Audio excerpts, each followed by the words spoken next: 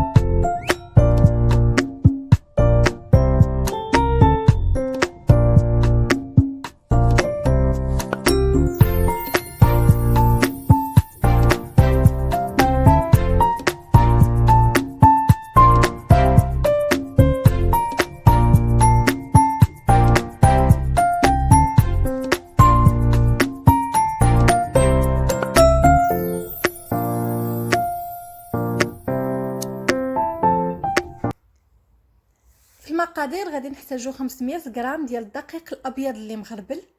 غادي نحتاج نصف كاس ديال الماء دافي اللي وضع فيه شعيرات ديال الزعفران الحر، هكا باش غادي نسم هاد القريشلات كيجي المذاق رائع ومغاير. اللي ما بغاش تستعمل الزعفران الحر يمكن ليها تستعمل اولا تعوض هاد نصف كاس ديال الماء دافي مع الزعفران بنصف كاس ديال ماء الزهر. غادي نحتاج نصف كاس ديال سكر سنيده، 100 غرام ديال الزبده اللي دايبه ما يعادل كاس عنبه. اللي بغات تستعمل خليط بين الزبده والزيت يمكن ليها، اولا اللي بغات تستعمل غير الزيت بوحدو. عندنا هنا كاس عنبه ديال الحليب اللي دافي ما يعادل 180 غرام.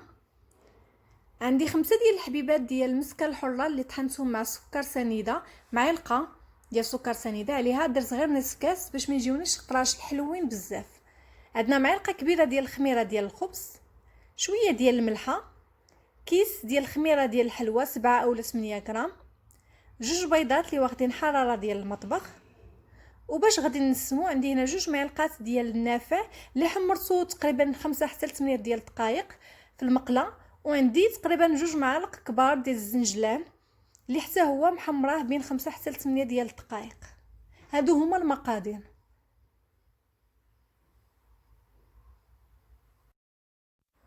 بالنسبه للطريقه انا استعملت العجانه الكهربائيه ودعت البيض مع سكر سنيده ومع المسكه الحره. غادي نخلط هاد المكونات بثلاثه بهم مع بعضياتهم حتى يندمجوا لينا.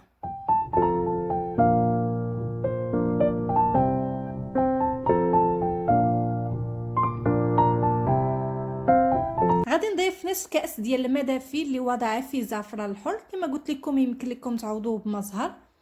غادي نضيف الزبده والحليب، كنأكد بانهم خصهم يكونوا دافيين، الحليب والماء اللي مخلط مع الزعفران الحر، باش هكا ما يهرس ليناش الخميره ويصدقوا القراش ما خامرينش لينا مزيان.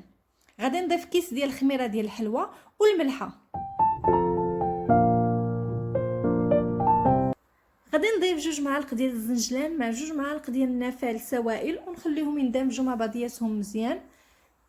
من بعد غادي نضيف دابا الدقيق غير بشويه بشويه، كما كتلاحظوا غادي نبدا نضيف بمعلقه بمعلقه، وغادي نضيف حتى المعلقه ديال الخميره ديال الخبز في هذا الاثناء. كما لاحظتوا خليتها حتى الاخر مع الدقيق. غادي نبقى مستمره بنفس الطريقه حتى نكمل 500 غرام ديال الدقيق اللي عندي. من بعد غادي نخليهم يدلكوا واحد شويه ما بين 8 حتى 10 ديال الدقائق حتى تولي لنا العجينه رطبه. كما كنعرفوا بان العجينه ديال القراشل ما كتجيش متماسكه، كتجي رخوه واحد شويه وكتلتصق. غادي نخليهم يدلكوا ونرجع معكم من بعد.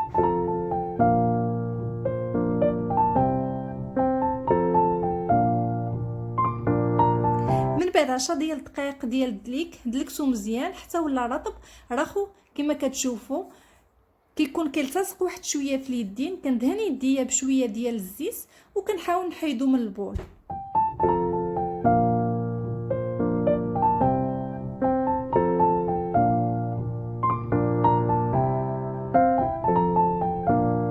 وضعته في اناء اللي غادي نخليه باش يختمر ويضاعف الحجم ديالو. غادي نغطيه بالبلاستيك الغذائي وغادي نخليه في واحد البلاصه اللي تكون دافيه شي شويه. تقريبا دابا الحال سخون، غادي ياخذ لينا ما بين 30 حتى ل 45 دقيقه وغادي يضاعف الحجم ديالو ويختمر. من بعد ما داز 45 دقيقه تقريبا اختمر وضاعف الحجم ديالو، غادي ندهن يديا بشويه ديال الزيت وغادي نحاول نحيد هذا العجين من هذا الاناء وغادي نحطها في سطح العمل اللي حتى هو غادي ندهنو بشويه ديال الزيت.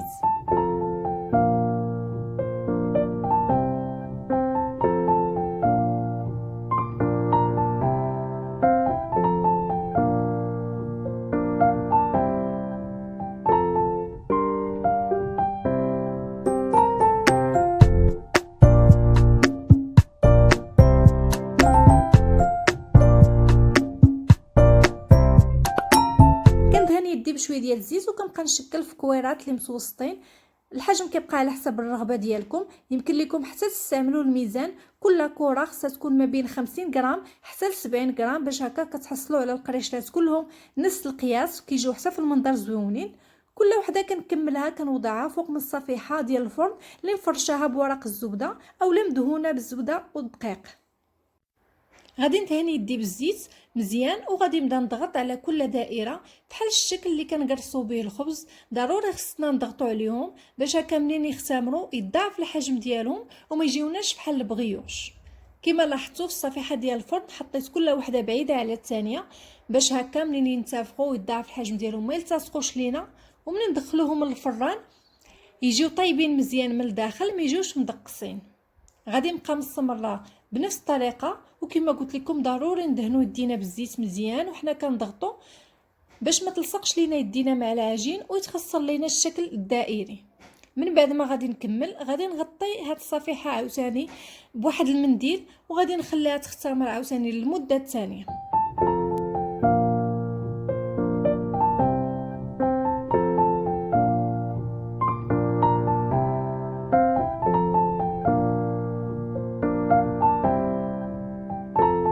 هنا كملت الكميه كلها اللي عندي. غادي نغطي الصفيحه ديال الفرن بواحد المنديل وغادي نخليها تختمر ويضاعف الحجم ديالها للمره الثانيه تقريبا ما بين 30 حتى ل 45 دقيقه.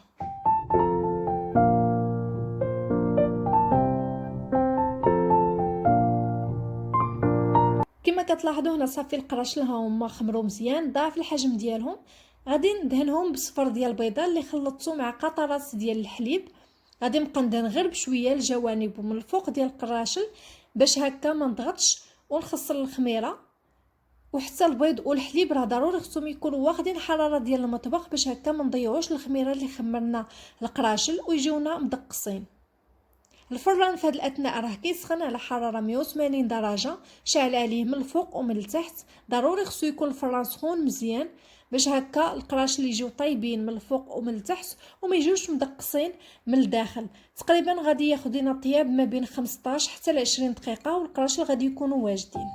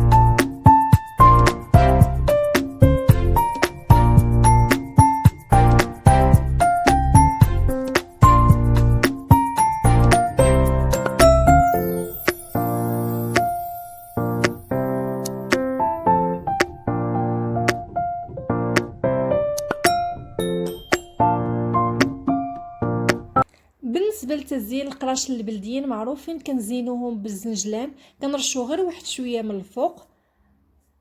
يمكن لكم تعوضوا الزنجلان الاصفر البلدي بزنجلان الابيض كيتباع في المحلات التجاريه اللي كتبيع القوام ديال الحلوى، حتى هو في المناظر كيجي زوين.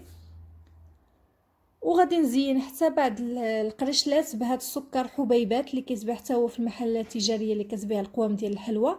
كنبقى ليا من البريوش اللي شاركتو معكم ديال البطاطا اللي حتى هو رائع، وبهذه المناسبه يمكن لكم تقدموه. غادي نخلي لكم الوصفه ديالو في صندوق الوصف، حتى هو كيجي رائع في المذاق وزوين. لاباس ديالو كما قلت لكم في الاول راه من البطاطا ولكن كيكون حلو.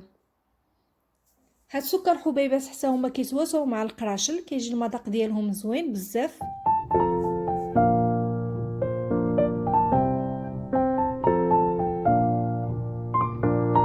مباشره من بعد ما كملت الزين غادي ندخلهم الفران اللي مسخن مزيان على 180 درجه، الحراره من الفوق ومن التحت تقريبا بين 15 حتى 20 دقيقه.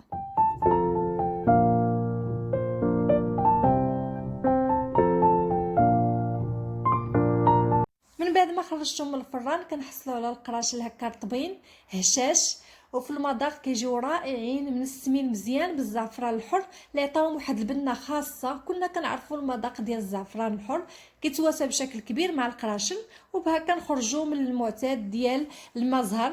نجربوا حتى هاد الطريقه هذه وقولوا لي في لي كومونتير شكون اللي كيجيكم حسن، واش بالزعفران الحر اولا بالمزهر. كل واحد والمذاق ديالو، ولكن حتى الزعفران الحر كيجي معاهم غزال. اللون الذهبي ديال القراشلات البلديين كيكون رائع بزاف، حتى الحبوب ديال السكر عطاهم واحد النسمه زوينه بزاف. كنتمنى بانكم تجربوا الطريقه اللي شاركت معكم، كما شفتوا بسيطه وما فيهاش المراحل بزاف.